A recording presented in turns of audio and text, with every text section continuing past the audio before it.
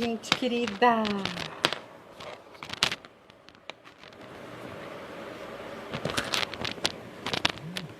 Hoje teremos espaço para muita poesia aqui nessa live. Fala! Oi, Anderson, bem-vindo.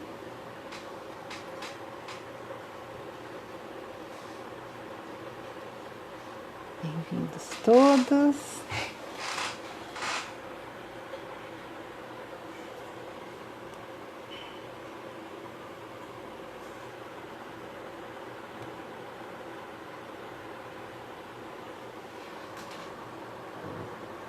Oi, minha querida Rosane Rames. Hoje vamos conversar com uma pessoa muito inspiradora. Muito linda. Daqui a pouco ele está chegando. Deixa eu ver, ele mandou uma mensagem aqui no WhatsApp. Vamos ver aqui. Pronto.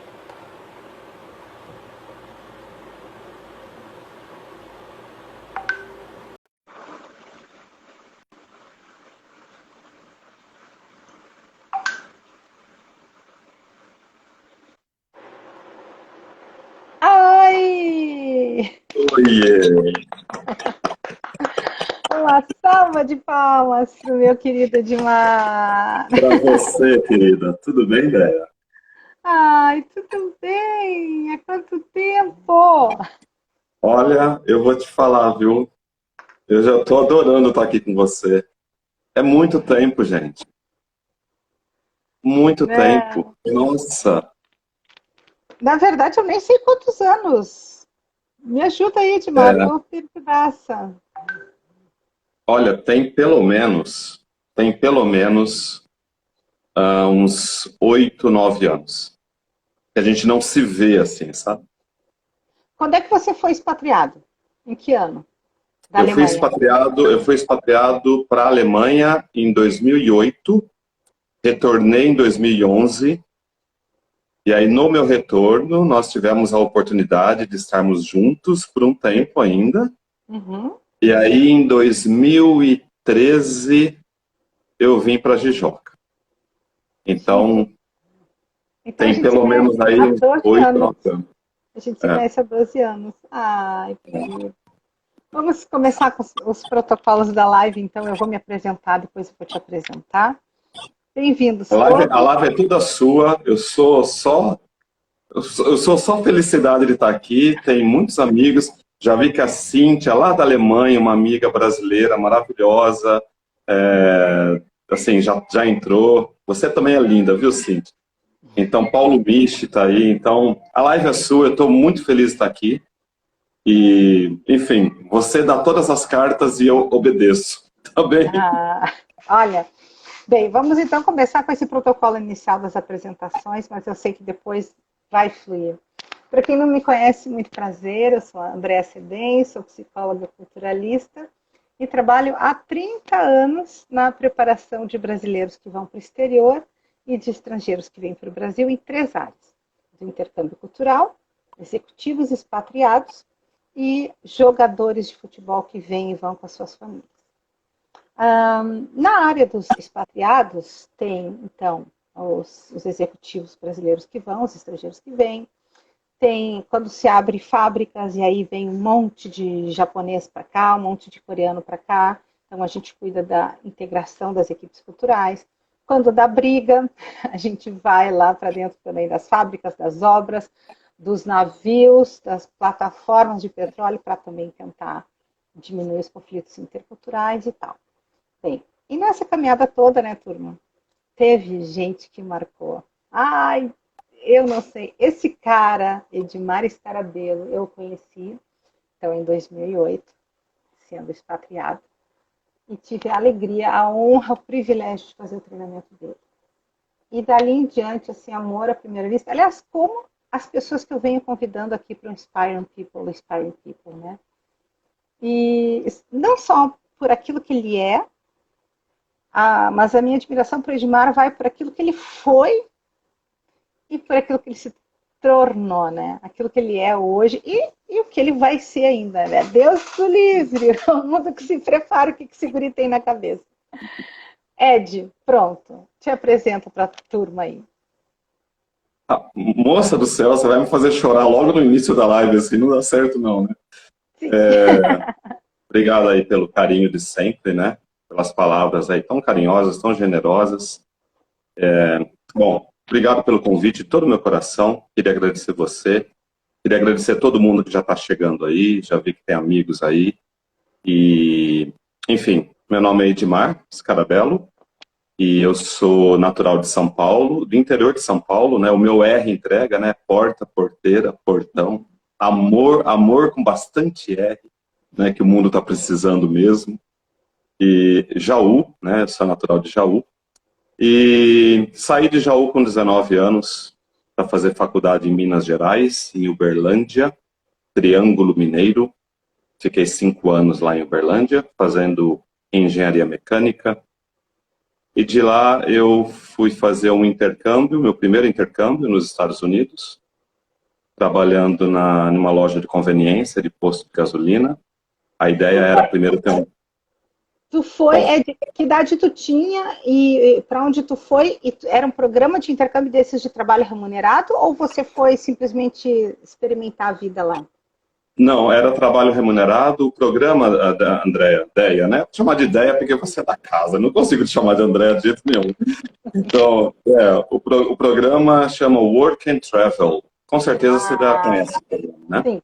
Uhum. Então, trabalho e viagem, o formato do programa, o que eu fui eram, assim, você trabalhava 4 meses e no 5º mês você aproveitava para viajar nos Estados Unidos, né?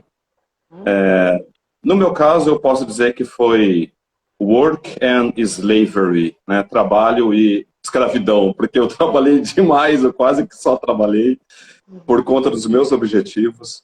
Eu queria realmente aproveitar a oportunidade da minha primeira vivência internacional para poder dar um up no meu inglês. Então, eu investi parte do dinheiro que eu recebia para fazer cursos de inglês lá nos Estados Unidos. Então, ao invés de eu ficar viajando pelo país, eu aproveitei para ficar estudando e trabalhando ao mesmo tempo. E também eu tive uma situação muito particular no meu caso. Eu fui morar, assim que eu cheguei lá, eu fui morar com... Eles me colocaram morar com mais 12 brasileiros, num apartamento gigante. E aí eu falei com a coordenadora do programa, né? E falei, olha, português eu falo relativamente bem. Eu vim aqui para aprender inglês e para ter contato com americanos e para ter contato com a cultura, uma outra cultura. Então, depois de um mês, eu conversei com a galera, nada contra eles, cada um com seus objetivos. E aí eu fui morar sozinho em um motel, né? Que aqui no Brasil, motel tem um outro fim, mas lá nos Estados Unidos é um hotel mais barato, mais em conta. Então, resumo da ópera, basicamente eu gastava mais da metade do que eu recebia para ficar em hospedagem, morando sozinho.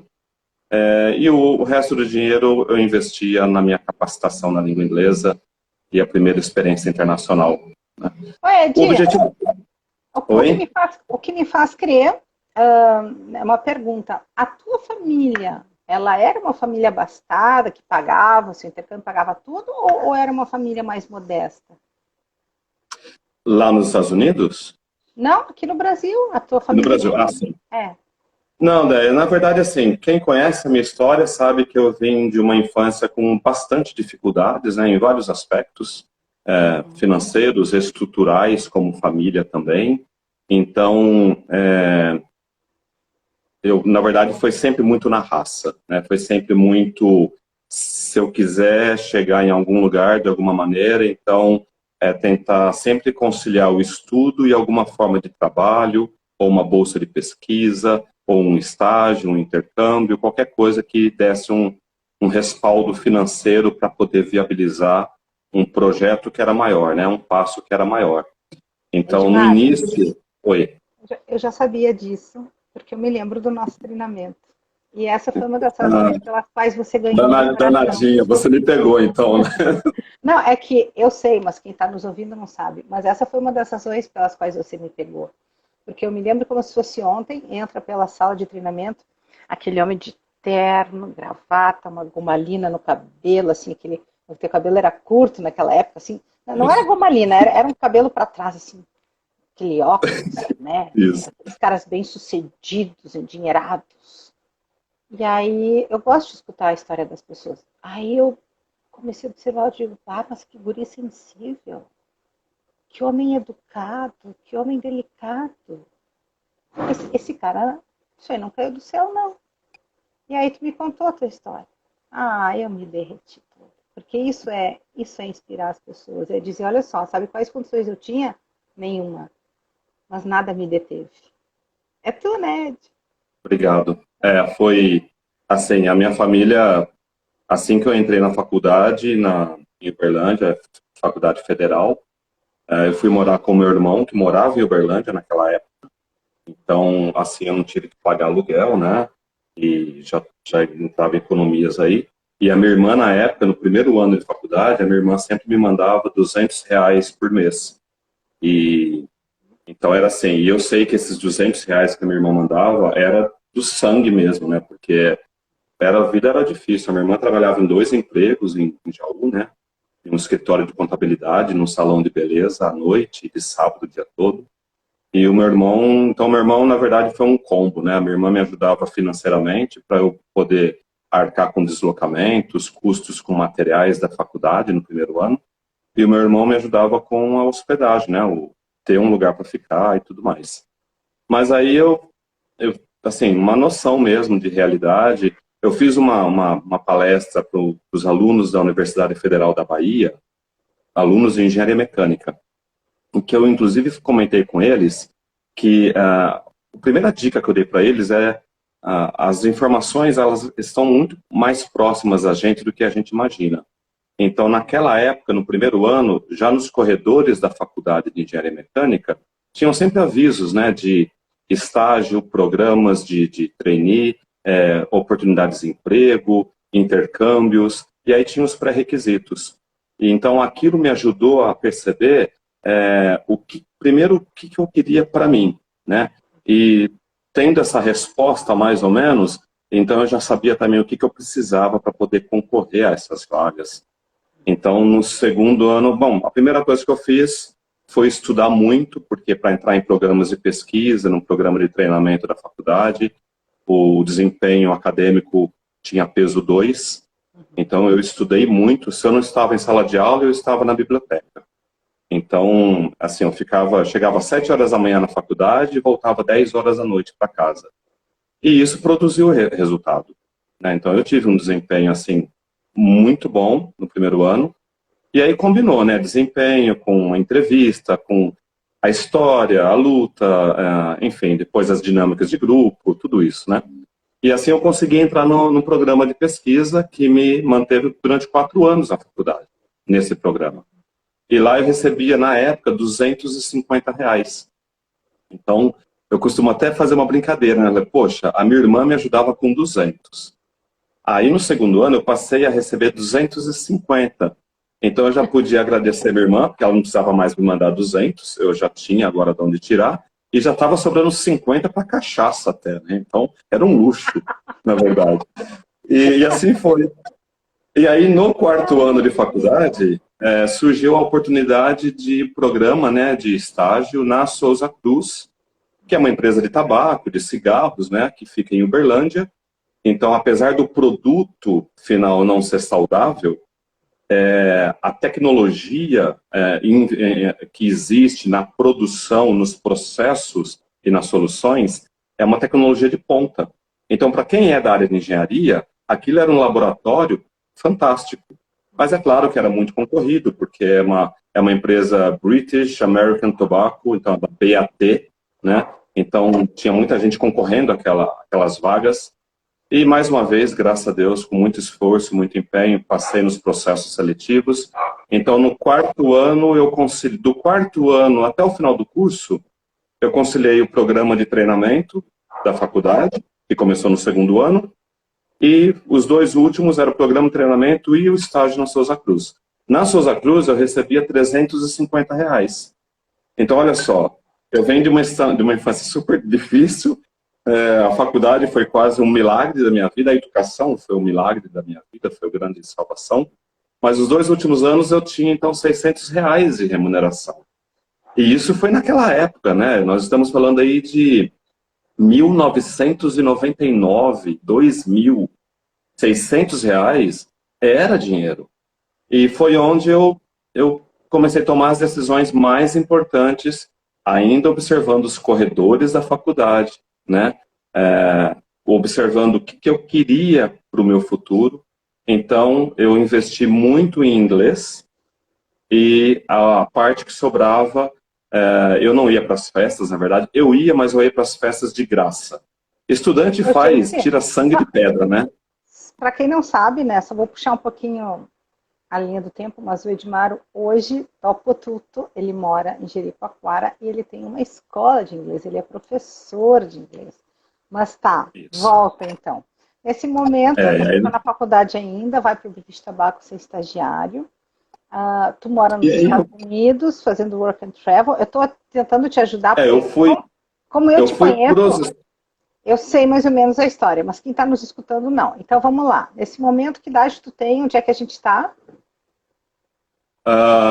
Eu fui para os Estados Unidos em 2000, né?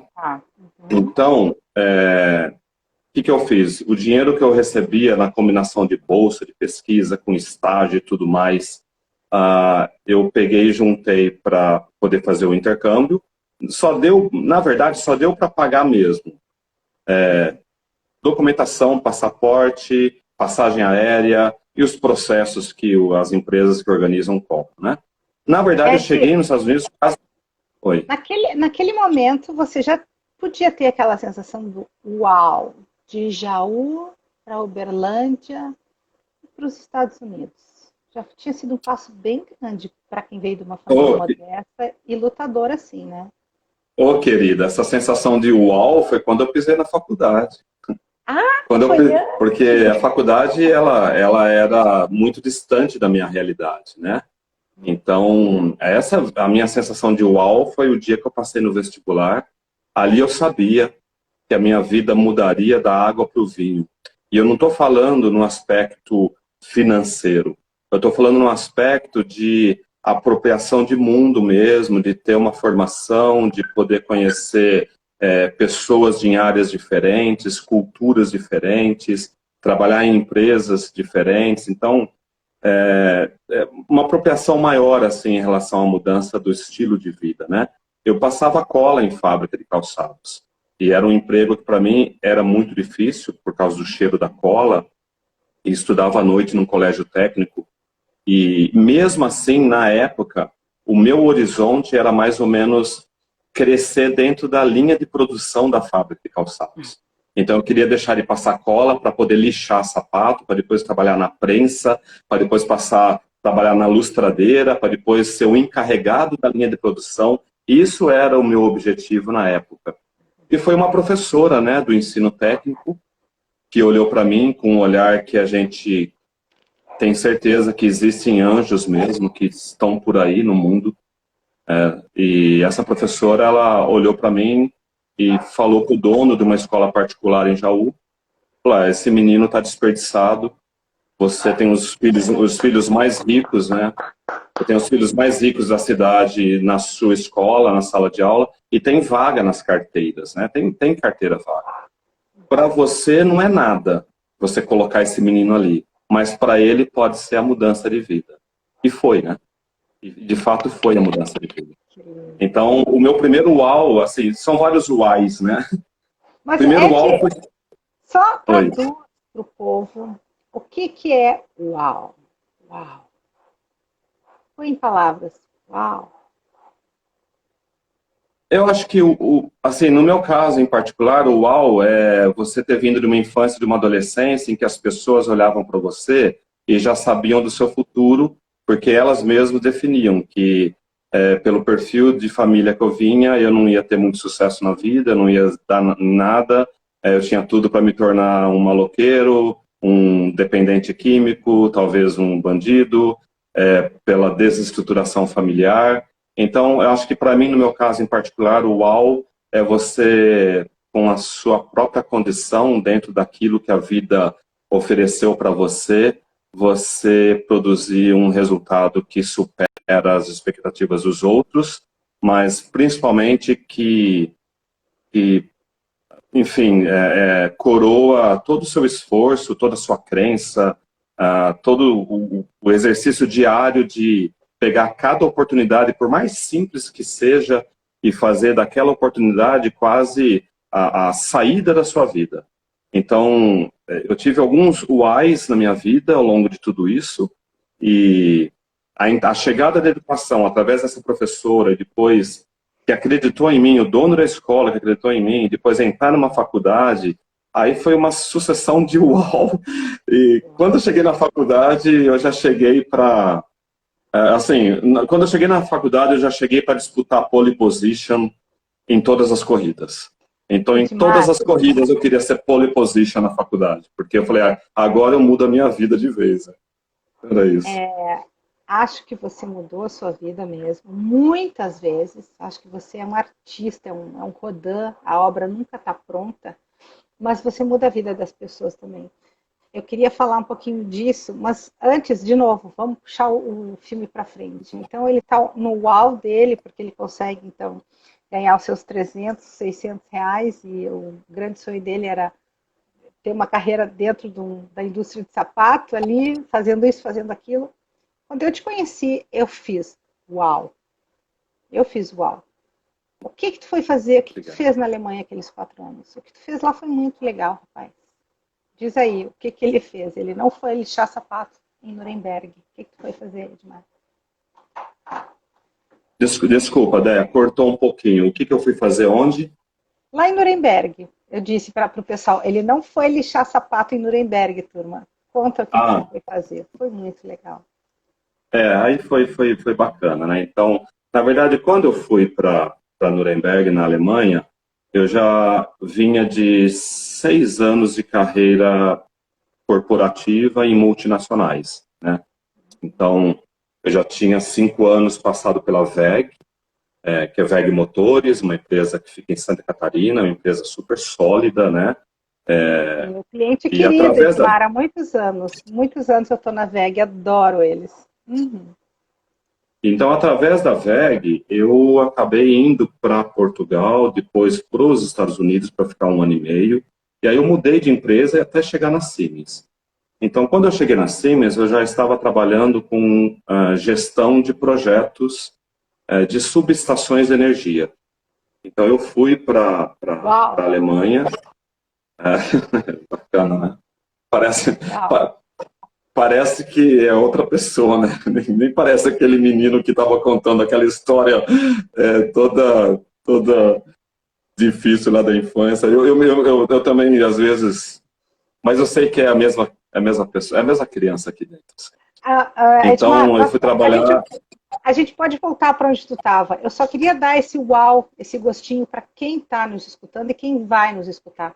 Porque essas lives, Edmar, elas vão para o YouTube, vão para o LinkedIn. Eu tô receitando como medicamento para os meus clientes hoje. Muita gente vai... Aliás, eu já estou até pensando numa menina aqui, numa outra família, vai lá escutar o Edmar. Então, muita gente vai escutar. E eu só queria que ela soubesse, tá, mas e aí, como é que é? O que ele fez? Esse é o cara. É um cara que teve toda a ordem de dificuldades. Mas o uau, para mim, o teu uau, Edmar, foi quando tu descobriu quem tu era. Uau. E quando eu te conheci e escutei tua história, eu falei, uau, esse cara é um bicho. Como assim? Então, tudo bem, tá? Entenderam? Lá de Jaú para Uberlândia, recebendo ajuda da professora, recebendo ajuda do irmão, recebendo ajuda da irmã, ele consegue fazer faculdade, o que estava absolutamente distante da realidade dele, das possibilidades dele. Aliás, quem está assistindo o Edmar, assista também o Rafael Gonçalves, que é um outro cara muito bacana, que está aí nas lives. Assista também a Tatiana Kipper, que tem uma história parecida. E ele pega e faz essa carreira estratosférica, VEG, super multinacional, vai para Portugal, vai para Estados Unidos, e eu conheço ele naquele momento. Mas se tu quiser voltar, volta. Volta para onde você quiser. Quer voltar para a faculdade, quer entrar na VEG, conta para nós. Eu vou só voltar um pouquinho. Tem tanta coisa, nossa, tanta coisa que eu quero compartilhar, eu sempre fico um pouco perdido, mas assim, minha irmã tá aí, meu irmão tá aí, queria deixar um beijo muito carinhoso para eles. Tem vários amigos que estão aí, que estão entrando, então é isso. Então, eu fiz na palestra que eu fiz, inclusive o professor Marco Túlio que é um grande amigo meu, lá da faculdade de Uberlândia também, fizemos estágio junto na Souza Cruz, acabou de entrar aí. Na palestra que eu fiz lá para a universidade, porque hoje ele é professor da Universidade Federal da Bahia. Então, eu comentei com os estudantes lá que quando eu fui fazer o intercâmbio nos Estados Unidos, para poder trabalhar eu trabalhei numa loja da 7-Eleven, que é uma rede de conveniência nos Estados Unidos. Então, eu fui lá para trabalhar de madrugada, né? Então, eu fazia reposição de produtos na prateleira, passava pano no chão, varria, ia repor o freezer atrás ali, né? Ficava no caixa de madrugada, tirava o lixo de madrugada para poder lá colocar fora, enfim. Era esses serviços gerais mesmo. E aí o pessoal, os americanos, chegavam das baladas, né? Igual acontece no Brasil. Chega na balada, já tinha tomado todas, aí vai lá comer um salgado no posto, né, de madrugada. E às vezes o cara tá lá, misturou álcool com salgado, gordura, aí ele passa mal e provoca ali no chão mesmo. Então tava o brasileirinho lá, o Edmar, para limpar a caca do americano no chão, né? Então é claro que aquilo tudo era muito difícil, mas muita gente não compreendeu porque eu fiz algumas decisões que foram difíceis também. Por exemplo, eu juntei dinheiro que eu consegui receber do estágio na Souza Cruz, do programa de pesquisa, e ao invés de eu pagar uma fortuna para participar das formaturas, porque as formaturas realmente são uma fortuna, eu falei, não, eu não vou participar da formatura, eu vou investir no meu intercâmbio. E eu tinha me formado com destaque na minha turma. Assim, não só do ponto de vista de desempenho acadêmico, mas também pelos programas, estágios, pelo todo da obra ali, acadêmica que eu consegui realizar, né, e desenvolver na faculdade. Então, quando eu escolhi, ao invés de fazer uma formatura, pegar o dinheiro e ir para o intercâmbio, para mim foi muito difícil, porque, por exemplo, a minha irmã estaria na plateia, o meu irmão estaria na plateia. E eu sei o que significaria para eles, porque a gente sabe a nossa história, a gente sabe o que custou para isso acontecer. Então as pessoas não entendiam por que eu estava lá nos Estados Unidos limpando, passando pano no chão, né? E o que eu comentei pro pessoal lá da Federal da Bahia é que acho que o que mais atrapalha alguém de chegar em algum lugar na vida é a vaidade. É você falar, isso é para mim e isso não é para mim. Eu acho que o mais importante é você saber onde você quer chegar. E porque tudo é para você. Resta saber o que você vai fazer com aquilo. Então, eu fui para os Estados Unidos porque os melhores programas de trainee, de oferta de emprego nas melhores empresas no Brasil na época, pediam uma vivência internacional, pediam domínio de língua inglesa, pedia essa relação intercultural com outras culturas. Então, eu sabia que aquele pano que eu estava passando no chão não era só uma passada de pano. Tinha muito mais coisas por trás disso. E aí, quando eu voltei para o Brasil, eu arrumei emprego exatamente na empresa que eu quis. Então, eu comecei a participar de processos seletivos, eu escolhia quais eu queria participar. E a VEG foi a primeira empresa que deu certo, né? E olha só, para encurtar um pouco a história, com apenas 1 ano e meio de VEG, ou seja, recém-formado, 1 ano e meio numa empresa multinacional não é nada, você é um bebê ainda gatinhando. Então, com apenas 1 ano e meio de VEG, eu ganhei a minha primeira oportunidade internacional. Porque no departamento que eu trabalhava, tinham 60 engenheiros, mas somente 3 tinham domínio de língua inglesa E, além do domínio da língua inglesa, você ainda tinha que ter aptidões que permitisse você representar a empresa lá fora. E aí a direção, através de um trabalho que eu fui envolvido, que foi muito elogiado, a direção da VEG Portugal pegou e falou, não, a gente gostaria que o Edmar viesse, porque a gente já vem trabalhando com ele e está muito legal. Eu conto isso, André, com muita alegria, porque quando isso aconteceu na minha vida, eu fiquei muito emocionado, até hoje me emocionam. Eu lembrei daquele cara que fez os sacrifícios que acreditava que eram necessários de serem feitos. E a vida começou a me presentear, a me retribuir, né? Muito precocemente, porque 1 ano e meio, representar uma empresa fora do Brasil foi muito precoce. E aí eu fiquei 4 meses em Porto, na VEG Portugal, que é uma divisão que a VEG tinha acabado de comprar de uma outra empresa. A empresa estava expandindo o mercado internacional. E assim que eu voltei, a direção da VEG no Brasil já falou para mim que eu não poderia mais voltar para Portugal. A direção da VEG Portugal queria que eu ficasse lá. Eles queriam me fazer uma oferta para eu ficar na VEG Portugal. E a direção da VEG Brasil pegou e falou, não, Edmar, você não vai porque nós já temos um projeto para você nos Estados Unidos.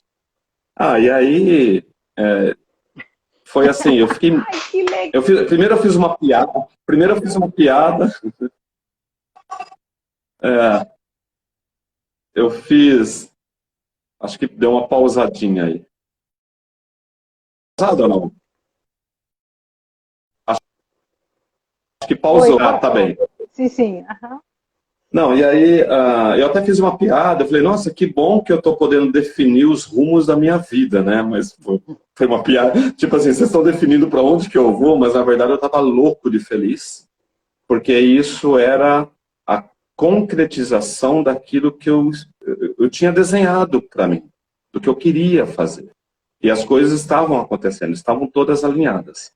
Uma coisa que eu gostaria muito de comentar, porque...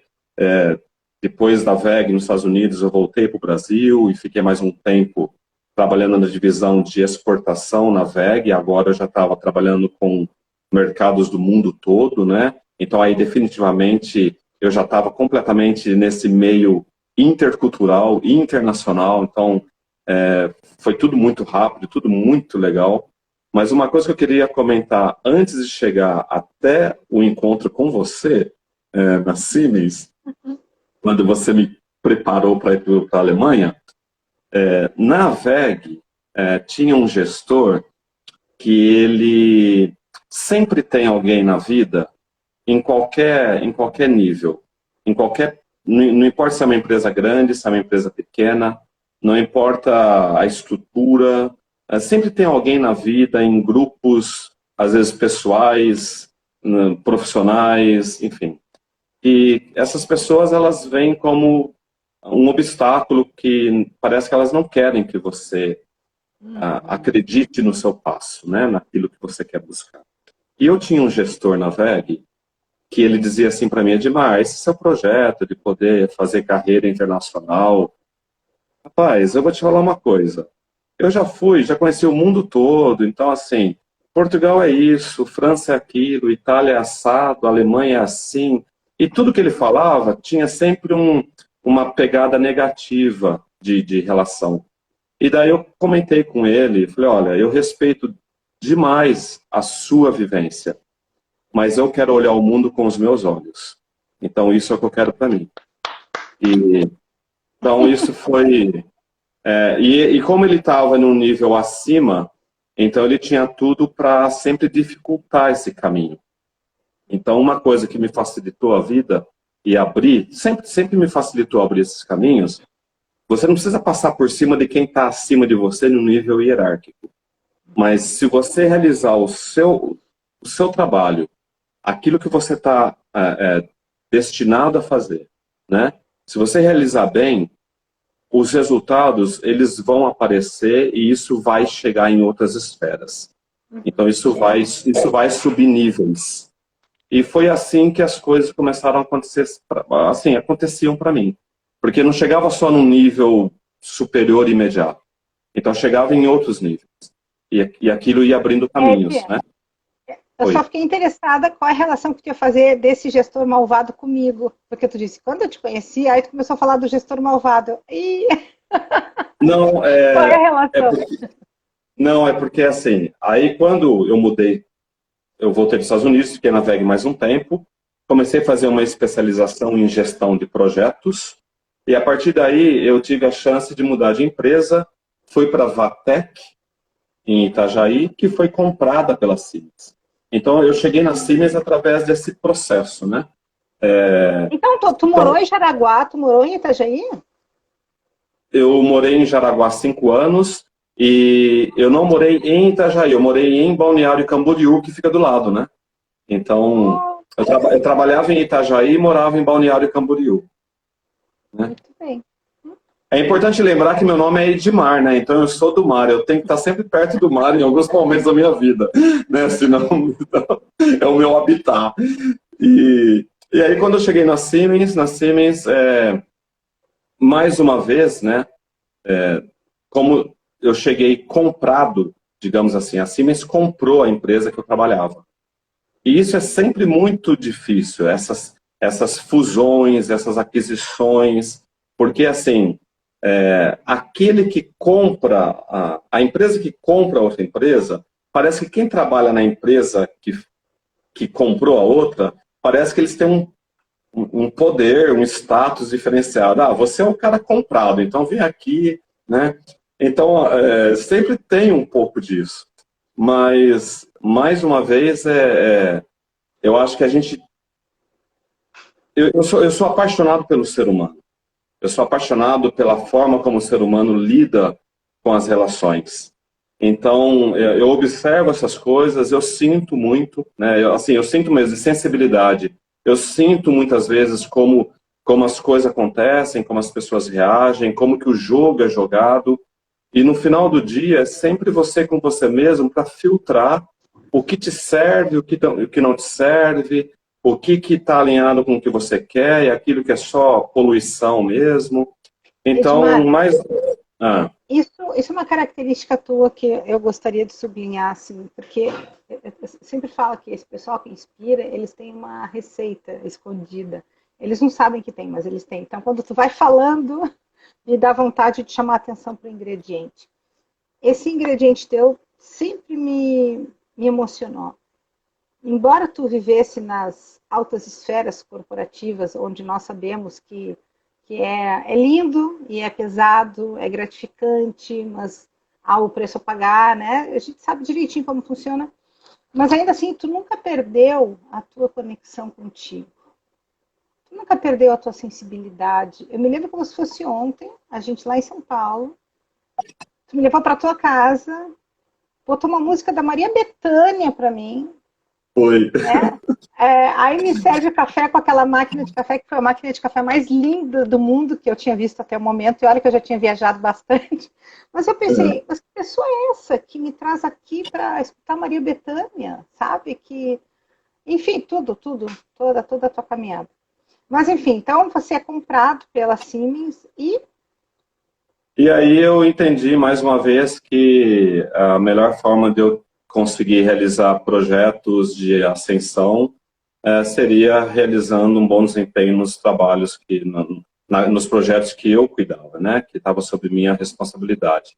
E foi isso, trabalhei muito para isso, os resultados começaram a aparecer e mais uma vez naquela época a empresa estava passando por uma reestruturação, sempre aquele receio de cortes, de enxugar, porque estava tudo meio que duplicado, já tinha uma equipe de gestão de projetos na Siemens, agora tinha uma outra equipe que veio comprada, então sempre tinha aquele receio, quem ia ficar em que posição, quem ia para novas oportunidades, quem de repente ia ser cortado.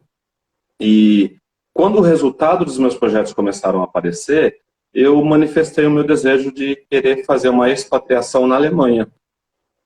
tu escolheu a Alemanha? Tu escolheu a Alemanha? Quando eu estava na Siemens, sim. Porque aí eu queria ter a chance de trabalhar na matriz mesmo, né? É bom você poder estar próximo da onde as decisões mundiais de uma empresa são tomadas. Então, aqui era uma escola maravilhosa. Então, eu queria também ter essa vivência.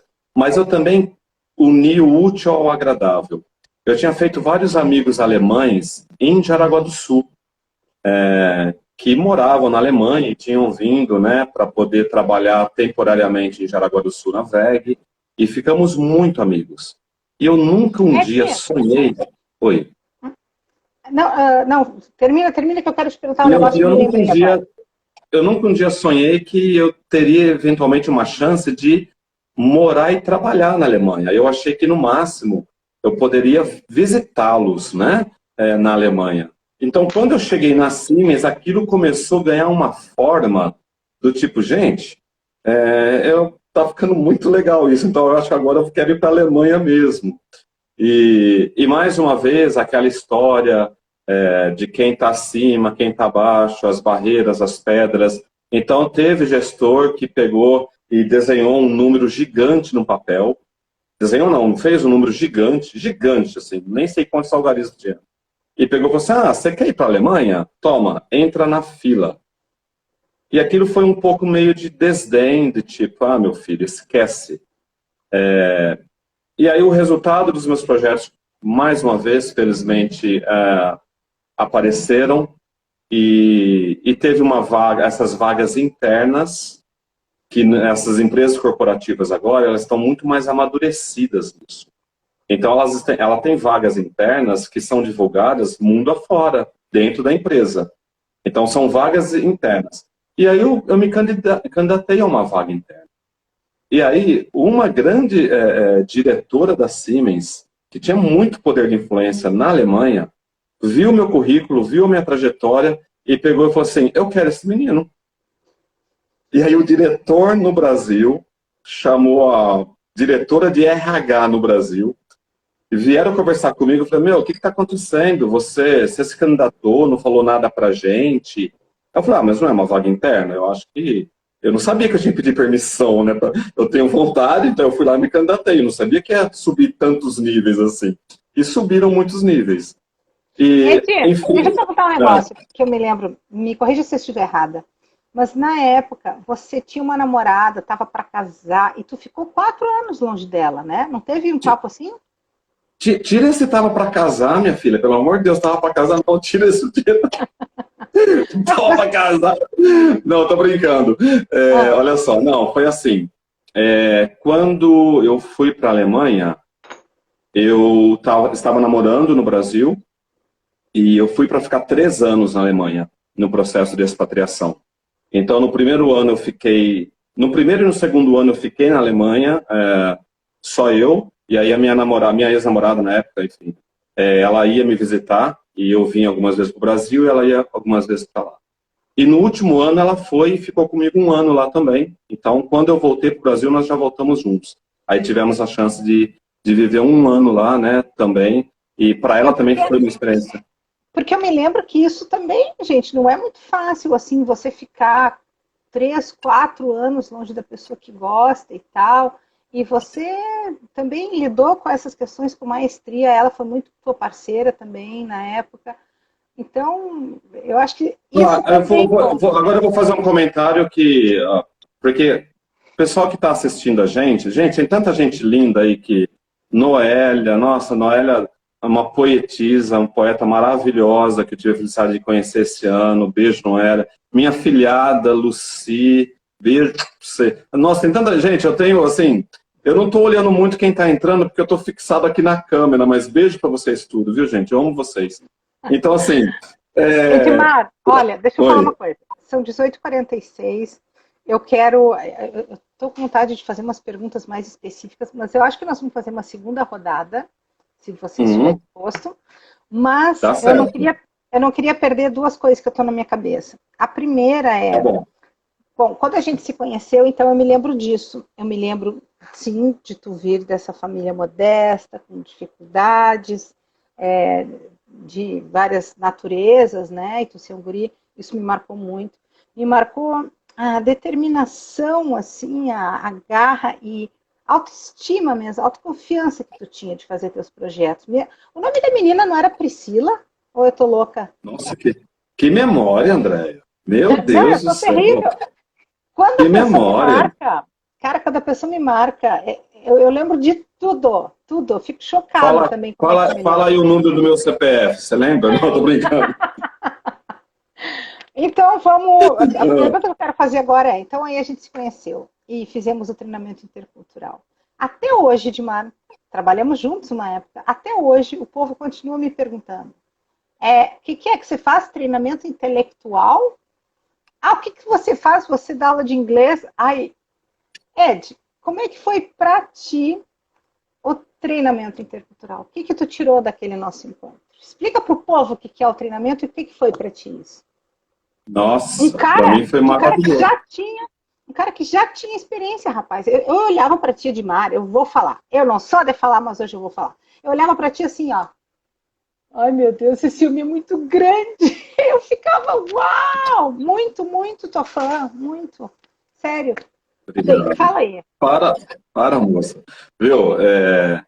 Não, assim, para mim foi maravilhoso, porque eu nunca tinha feito treinamento intercultural para ter ido para Portugal, porque também tem um bocado disso, né? A pessoa fala assim, mas você está indo para Portugal, Portugal é a mesma língua, então não vai ter dificuldades. Então o pessoal, eles fazem um reducionismo do que é uma experiência intercultural, de você sair do seu país, como se fosse movimentos simples, e são movimentos de grande complexidade.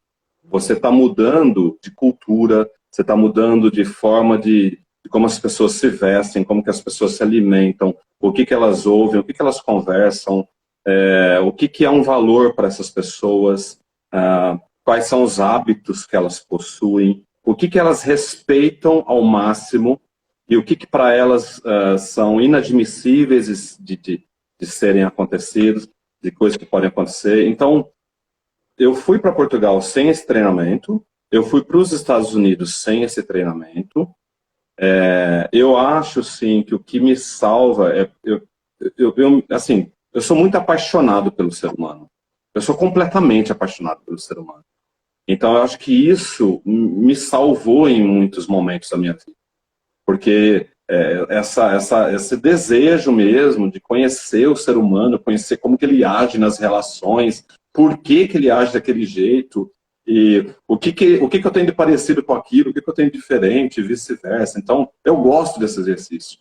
Mas quando eu cheguei na CIMES, e eu recebi o treinamento intercultural da sua pessoa, com toda aquela abordagem.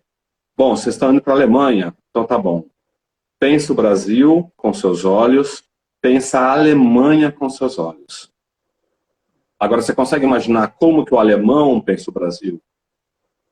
Né? Então, você fazia essas inversões, esses jogos que era assim, era sempre trocado. Né? Então, é um exercício de empatia mesmo, de você se colocar no lugar do outro, mas difícil, porque você tem que estar no lugar do outro pensando com o valor dele e não com o seu. E é extremamente difícil fazer isso. Então, por exemplo, um exemplo bem simples, pontualidade.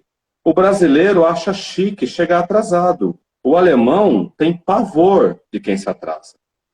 Então, não tem essa relação de querer falar assim, mas tudo bem, então eu fui convidado numa festinha, em um jantar alemão, eu tenho uma reunião, tudo bem se eu chegar um pouco depois. Não, as pessoas se organizam, se planejam para ter o aproveitamento máximo do tempo e das coisas. Eu não estou dizendo que lá tudo funciona, mas lá tudo tem um nível de planejamento e de respeito ao tempo da atividade, ao meu tempo, mas também ao seu tempo. Porque isso tudo envolve tempo, é um respeito. Então você começou a fazer esses exercícios, né?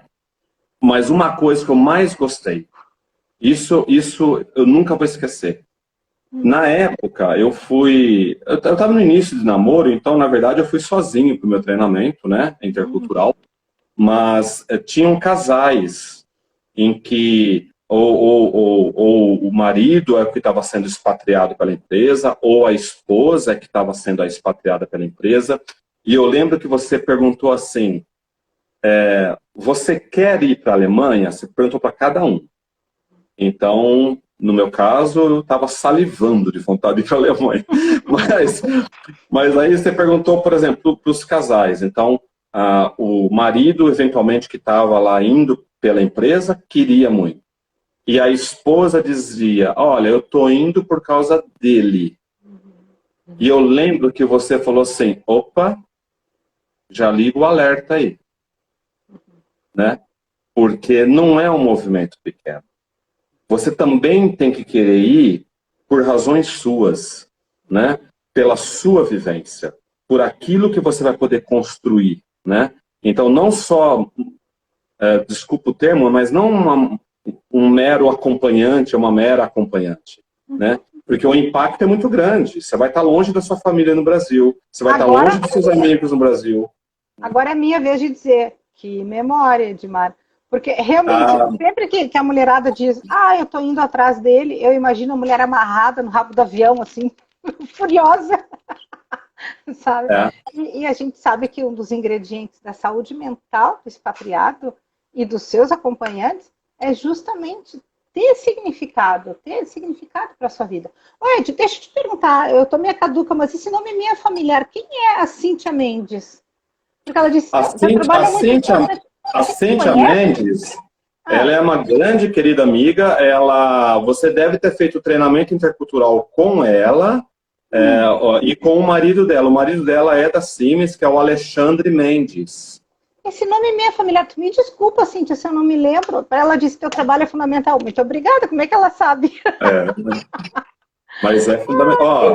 Eu tô vendo aqui um monte de gente querida. Vanessa, minha amiga Patusa, a Fê de Paula, que é outra poeta, cantora maravilhosa. Gente, tem tanta gente maravilhosa aqui. Beijo pra vocês tudo, viu? Pelo amor de Deus. Cíntia, vamos se falar depois. Fiquei muito, muito desejosa de te conhecer.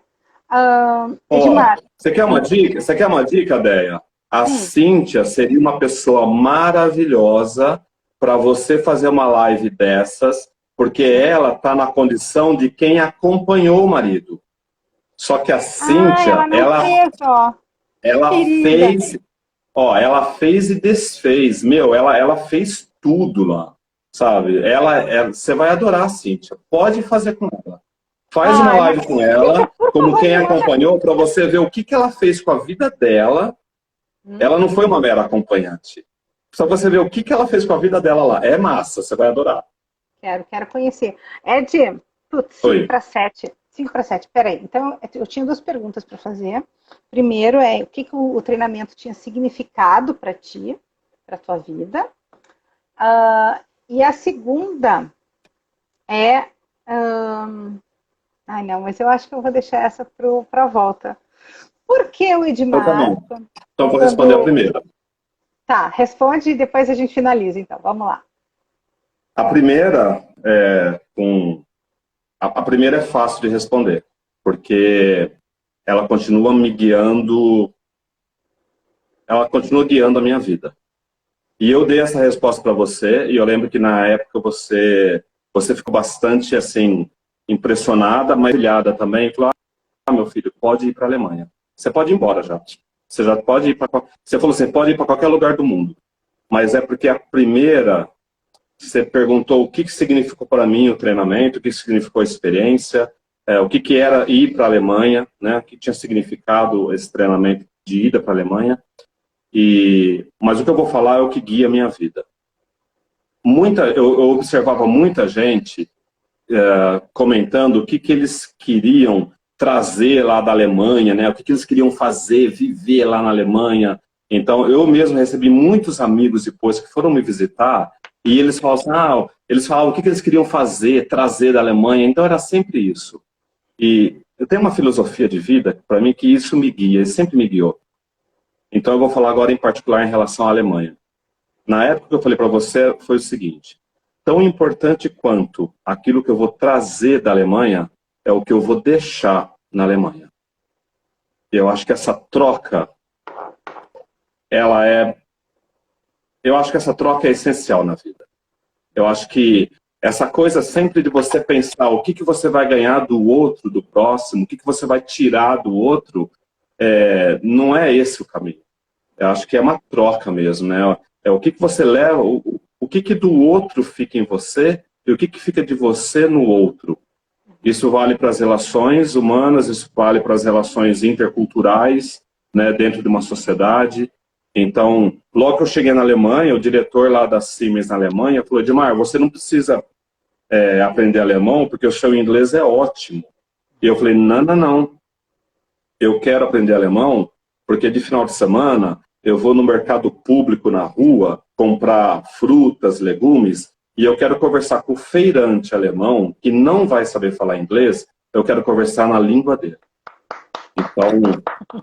Então e assim, uma loucura, porque com 32 anos, trabalhando pra caramba lá na Siemens, Alemanha, ainda fazia 10 horas de alemão durante a semana. De segunda a quinta, 2 horas e meia estudando alemão à noite com professores particulares, né? A empresa financiando. Mas por que eu queria aquilo?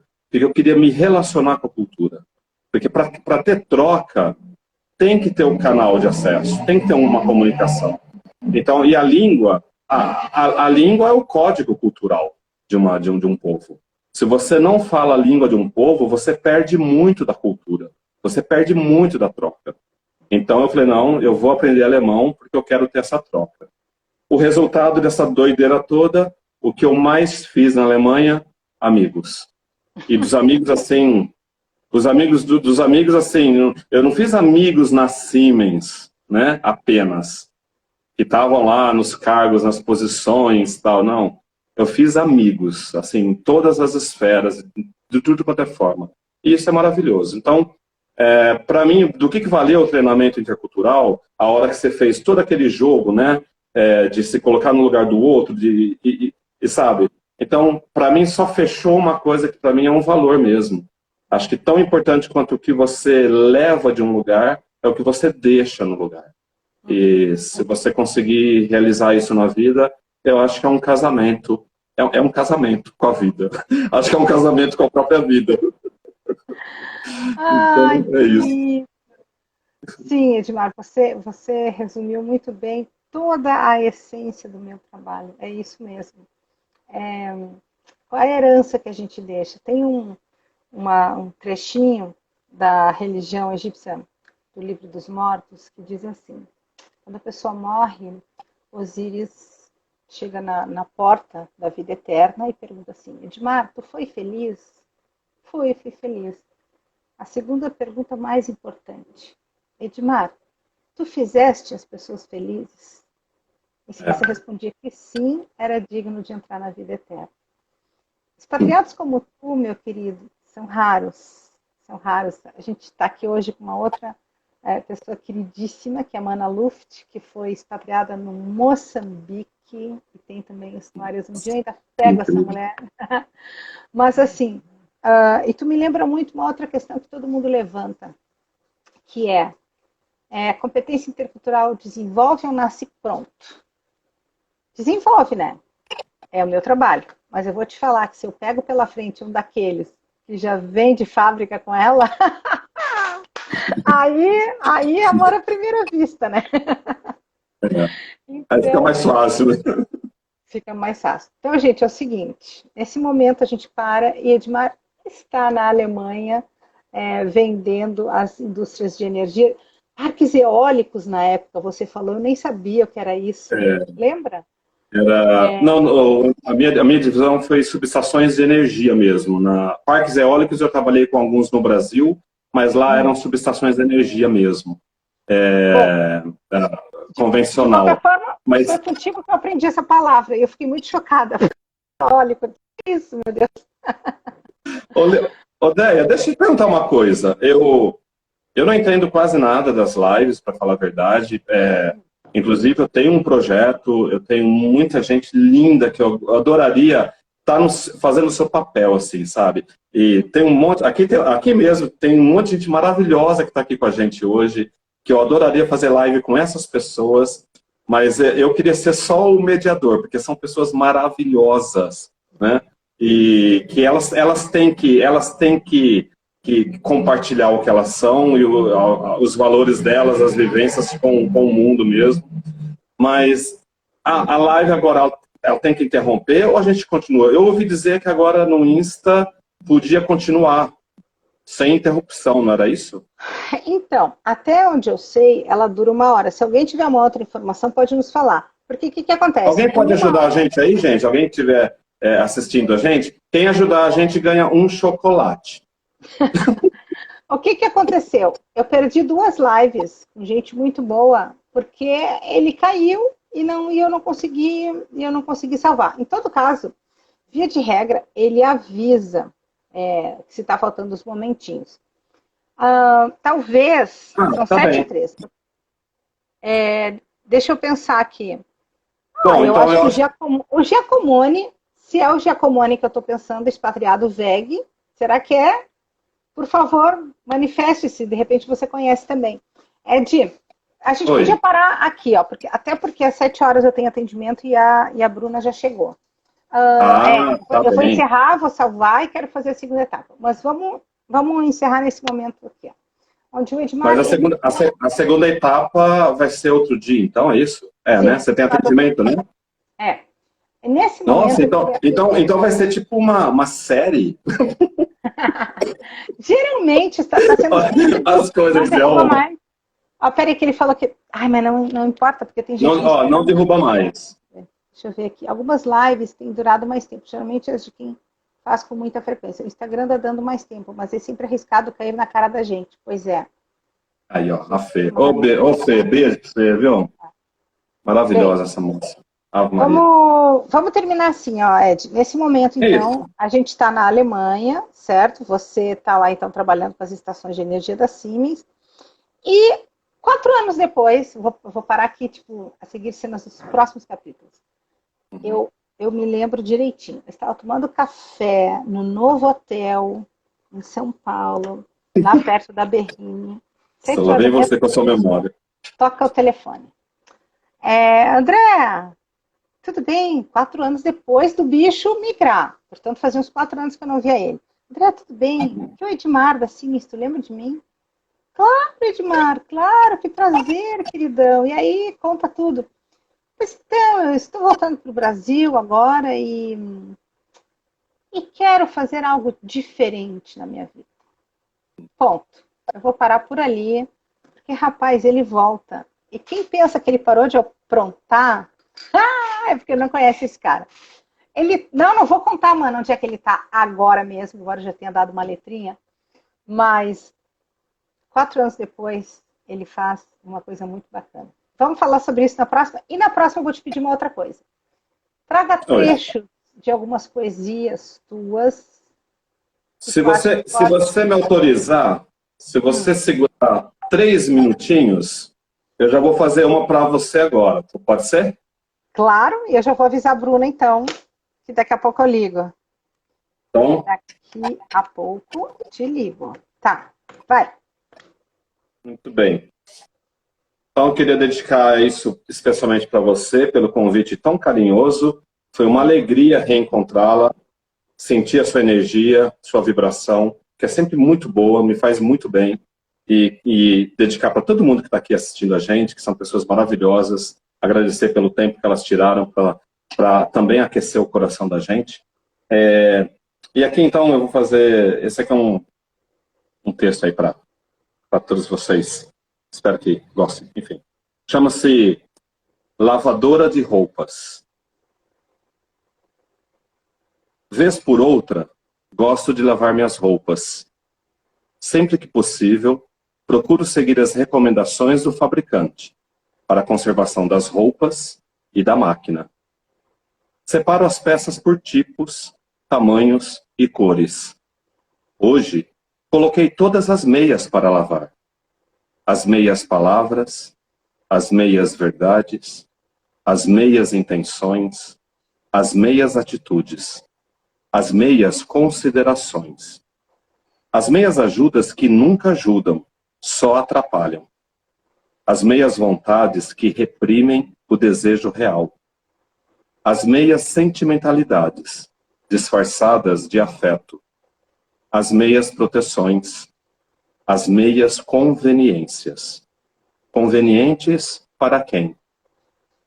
Ao término do ciclo completo de lavagem, já não pude colocar, como era de costume, as meias para secar em cima do muro, porque quebrei a parede que me separava do resto do mundo.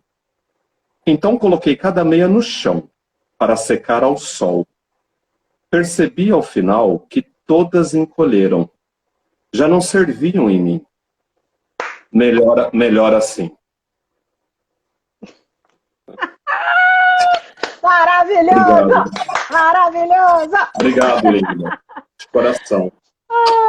Não, gente, é o seguinte, a Amanda Luft pede para você adicioná-la, tá bem? Mas eu já te passo aqui no WhatsApp, inclusive o contato dela. Me passe, por favor, a poesia que eu sim vou botar no feed, pode deixar. Gente, vocês não têm noção da continuidade da vida desse cara.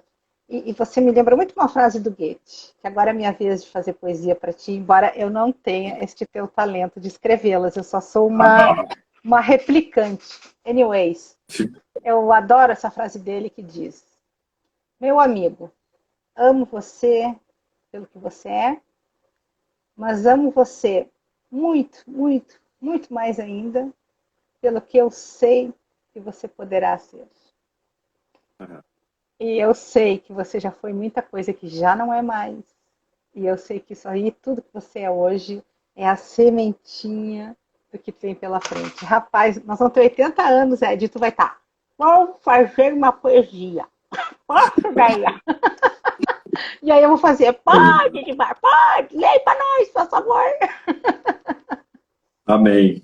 Axé. Linda, Ai, obrigado de coração, viu? Obrigado. Eu adorei, tá? Obrigado mais uma vez. Eu que agradeço. Muita luz na sua vida. Tá bem? E daqui a pouco vamos ver a próxima data. Muito, muito, muito obrigada a todos. Muito obrigada, Edmar, pelo tempo. Obrigado, viu, gente? Beijo aí para todo mundo, viu? Nossa, foi uma alegria mesmo. De coração, tá? Tá bem? Boa noite, turma. Tchau. Boa noite. Valeu.